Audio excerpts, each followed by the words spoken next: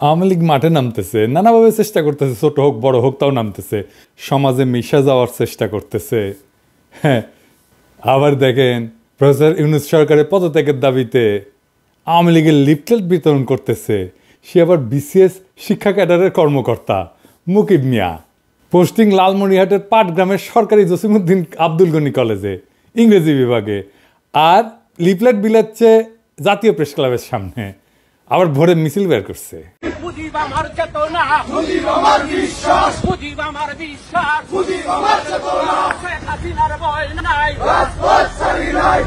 Slogan আবার দিচ্ছে ওই মুকিম, ওই ছাত্রলীগের কেন্দ্রীয় কমিটির সাবেক গণশিক্ষা বিষয়ক সম্পাদক ছিল। এইগুলা যেটি দেখবেন সেটি দাবরানি দিবেন, কোথাও এদের দাঁড়াবার দিবেন না। এটাই হইতেছে এখনকার স্ট্র্যাটেজি। 4 আগস্ট এই হারামজাদা শিক্ষা ভবনের সামনে মিছিলের নেতৃত্ব দিছে, খুনি হাসিনার পক্ষে প্রকাশ্যে স্লোগান দিছে। তারপরে 6 মাস ঘুরে বেড়াচ্ছে, পোস্টিং নিয়ে বসে আছে পাটগ্রামে। যে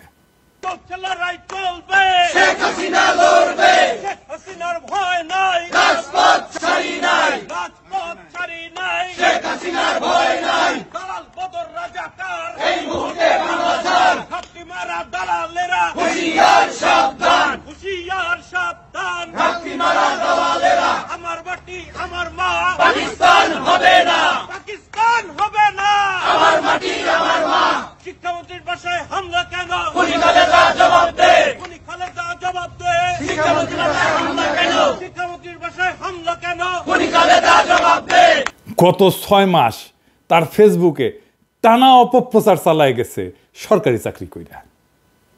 কেউ কিছু বলেনি, দিব্যি ঘুরে বেড়াইতেছে। বাসা বোধহয় সেগুন বাগিচা বা পল্টনে। ফেসবুকে যা লিখেছে সেটা ওর নেত্রী হাসিনা 2018 সালে সরকারি কর্মচারী একটা শৃঙ্খলা এবং আপিলের যে বিধিমালা 3 খ এই ধারা অনুযায়ী শাস্তিযোগ্য অপরাধ করছে, তাও সে আছে। শিক্ষামন্ত্রী হচ্ছে বিএনপির পছন্দের মন্ত্রী, ওই ডায়াপার পরা ওয়াহিদুদ্দিন মাহমুদ। 30 সেপ্টেম্বর আমি পোস্ট দিছিলাম এই ভিডিওর। ওই মাউসির সামনে স্লোগান মাস্টার কে নামও পাওয়া গেছে। 1 নম্বর তরিকুল ইসলাম 35তম বিসিএস, সাদিয়া সুলতানা 35তম বিসিএস, দিদারুল ইসলাম 34তম বিসিএস, আর মুকিব মিয়া যে স্লোগান দেওয়া 33তম বিসিএস, বিজয় কুমার ঘোষ 24তম বিসিএস, স্বরূপ কাহালি 24তম বিসিএস ওই স্লোগান দিচ্ছে, স্বরূপ কাহালির স্লোগান দিচ্ছে। জাফর আলী 16 বিসিএস, ওই এই প্রোগ্রামের মূল আয়োজক। মনিরুল ইসলাম 24 BCS, doctor Enamul Haque 24 BCS. এরা কে কোথায় আমরা জানতে চাই। এই ভিডিওর কমেন্ট বক্সে লিখে দিবেন কে কোথায় আছে জানেন কিনা, তারপরে ওদের ধরেছি। আর ডায়াপার পড়া শিক্ষা উপদেষ্টা এইগুলো যদি চাকরির থাকে তাইলে কলে তোমার খবর আছে কয়ে দিচ্ছি, ডায়াপার টেনে খুলে ফেলবো। এর মধ্যে এই যে মাসুম রেজা ডয়েচে ভেলেকে সাক্ষাৎকার দিছে, দিতেই পারে, কিন্তু শেষে কি কইছে দেখেন, কইছে আমরা যে ছাত্রদের বৈষম্য বিরোধী আন্দোলন করেছিলাম, বৈষম্য দূর করার কথা বলেছিলাম, তার সুযোগ নিয়ে এমন এক শক্তি চলে এসছে যা সম্পূর্ণরূপে বাংলাদেশ বিরোধী, যে বাংলাদেশের স্বাধীনতা মূল ভিত্তি যেগুলা সেগুলার বিরোধী। এইগুলোকে যদি আমরা প্রশ্রয় দিতে থাকি আমরা তাহলে সামনে বাংলাদেশকে হারিয়ে ফেলা ছাড়া আর কিছু দেখি না আমি। ওই করেছিল বৈষম্য বিরোধী আন্দোলন। গপ্প মারাও মাসুম রেজা আমাদের সমসাময়িক, আমার কয়েক বছরের সিনিয়র হবে, একই সাথে ছাত্র ইউনিয়ন করতো রাজশাহী বিশ্ববিদ্যালয়ে। হ্যাঁ, আপনি করেছিলেন মাসুম ভাই বৈষম্য বিরোধী আন্দোলন। 16 জুলাই পরে তো শীত নিদ্রা গেছিলেন। হ্যাঁ, অক্টোবরে এসে ফেসবুক গুতাইতেছেন, লেগালেগি সব মুছে দিচ্ছেন নাকি? হ্যাঁ, খুঁটি করেছিলেন বৈষম্য বিরোধী আন্দোলন খাটেত। হ্যাঁ, 25 সুন্দর সুন্দর মাইয়া নিয়ে তো নাটক টাটক করেন। হ্যাঁ, করতেও পারেন খাটেত। হ্যাঁ, বৈষম্য বিরোধী আন্দোলন মুক্তিযুদ্ধ করেছে আপনাদের আগের প্রজন্ম, খাটে আপনিও করেছেন হয়তো। মেজর ডালিমকে নিয়ে 2 বিসিলা কইয়া পোস্টাইল ছিলেন না? তো আমাকে পোলা বানিয়ে কয় যে মেজর ডালিমের 2টা বিসি পাঠিয়ে দিই, মাসুমের 2টা বিসি ছিঁড়ে নিয়ে। হ্যাঁ, বুঝছা চাইছিল কলে পোলা পায় আমি ঠেকাইছি। হ্যাঁ, পাঙ্খা গছেছে মাসুম ভাই। হ্যাঁ, নতুন বাংলাদেশে নতুন বয়ানের সংস্কৃতি চর্চা হবে। পুরো হাসিনার আমলে আওয়ামী ফ্যাসিবাদের বয়ান উৎপাদন করেছেন, ওই ন্যারেটিভ চলবি না। আপনাদের নতুন নাটক লিখতে হবে, নতুন সংস্কৃতি চর্চা করতে হবে। আমাদের বাংলাদেশ বিরোধী বলবেন না, ভুলেও না, কখনো না, কেউ যেন না বলে। এই আমাদের বাংলাদেশ বিরোধী বলবেন বিসি টাইনা ছিঁড়ে ফেলবো একেবারে। আপনার সাথে ব্যক্তিগত পরিচয়ের সূত্র ধরে বলতে চাই, অ্যান্টিফ্যাসিস্ট শক্তির সাথে আপনাদের অ্যালাইন্ড হইতে হবে।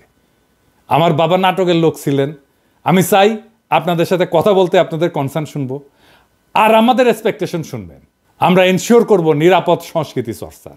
আপনি আওয়ামী বয়ান উৎপাদন করবেন, আবার এসা ওটা পারবেন না, করতে দেওয়া হবে না। আওয়ামী বয়ান আমরা ধ্বংস করিয়া দেবই দেব। আমরা পারি কিনা সেটা তো দেখিছেন। আর ভাইবেন না যে এডি বসে খালি আওয়াজ দিই, তাই না? এডি আওয়াজ দিব, ঘটনা ঘটবে বাংলাদেশে। দেখেন চিটাগাঙে স্যাম্পল দেখেছি। একটু আগে আমি যখন ঘুমানোর আগে আমি বাসায় দেখছি পিনাকি ভাই লিখছে যে নেভি কনভেনশনের নজিবুল হোসেন মাইজভান্ডারি এবং এমপি সনি এই দুজন এখানে অবস্থান করতেছে। রাতে খাবারের দাওয়াতে আসছে ওরা। এটা শোনার পরে আমরা এদিকে আসছি, আমি আর আমার ছোট ভাই আইমান, আমরা দুজন এখানে আসছি। আসার পর দেখতেছি আমাদেরকে নৌবাহিনী অসহযোগিতা করছে। প্রয়োজনে শক্তি প্রয়োগ করতে হলে করব, শক্তি প্রয়োগ করতে হবে, কারণ প্রতি বিপ্লবী কর্মকাণ্ড এখনো চলমান। তাই আমাদের লড়াই এখনো শেষ হয় নাই। অনেক অমীমাংসিত ইস্যু আছে, সেগুলো সেটেল না হওয়া পর্যন্ত ক্ষমতার সাথে পাল্টা ক্ষমতার লড়াই হবে। ওপেন প্রস্তাব হয় নেগোশিয়েট করেন, অথবা হেড অন কলিশন করেন, চয়েস আপনাদের। বটম লাইন, আওয়ামী লীগ আওয়ামী বয়ান আমরা রাখব না। কেউ আমাদের এই মিশন ঠেকাতে পারবেন না। কথা বলেন আমাদের সাথে, নিশ্চিত করব আপনার নিরাপদে সংস্কৃতি চর্চা করবেন। আর যদি ঘাড়তারামি করেন, আর্মি দিয়েও কিছু করতে পারবেন না, কেউ ঠেকাইতে পারবেন না আপনাদের। এবার আসেন এই আওয়ামী লীগ নিয়ে আমরা কি করব সেটা নিয়ে একটু আলাপ করি। আওয়ামী লীগ নিয়ে বহুত মানুষ বহুত পেরেশানিতে আছে। ওরে কি নিষিদ্ধ করা ঠিক হবি? আমরা কেমনে তাহলে তাকে নিষিদ্ধ করব? এত বড় একটা রাজনৈতিক দল, আসেন এটা নিয়ে আলাপ করি। আওয়ামী লীগ কেন নিষিদ্ধ করা দরকার, এটা নিয়ে নালা আর আলাপ আছে। আওয়ামী লীগের ব্যাপারে আমাদের অনেকের নালিশ আপনারা শুনিছেন যে জুলাই বিপ্লবীরা লীগরে ব্যান করতে চায় এবং বিএনপির কারণে করতে পারতেছে না। এই সরকারের পজিশন কি এ ব্যাপারে? তারা কখনো বলটা পলিটিক্যাল পার্টিগুলোর দিকে দেয়, কখনো ইলেকশন কমিশনের দিকে দেয়, ইলেকশন কমিশন আবার সরকারের দিকে দেয়। এই বল চালাচালি চলিচ্ছে আর কি। ওইদিকে দু একজন অ্যাডভাইজার আবার কইছে যে আওয়ামী লীগ একটা বিশাল ঐতিহ্যবাহী দল, এইটার তো অনেক কর্মী আছে। বিএনপিও আবার কয় এটার তো অনেক কর্মী, এদের কেমনে আমরা নিষিদ্ধ করব, আদর্শকে কেমনে নিষিদ্ধ করা যায়। আবার কেউ এসে কয় আওয়ামী লীগ এটা গোপন সংগঠন হয়ে যাবে। আবার আওয়ামী লীগের লেসপেন্সার, ওই যে দিল্লি স্টার আর মতি আলো, এদের সাথে সরকারের এক অংশের আবার লতকালুতকি হয়। আওয়ামী লীগের প্রভু ভারতের সাথে আবার সরকার বিএনপির উথলা ওটা প্রেম আছে, দেখিচ্ছেন না রিপাবলিক ডেতে যে একেবারে ঢসটা ঢলাঢলি দেখে বাঁচি না। আওয়ামী লীগ জামাতের নিষিদ্ধ করবো, জামাতের নিষিদ্ধ করবো কইতো না, এটা নিয়ে আলাপ দিত। জামাতের ব্যাপারে তার কমপ্লেনটা কি সেটা কইছে, কয় নাই।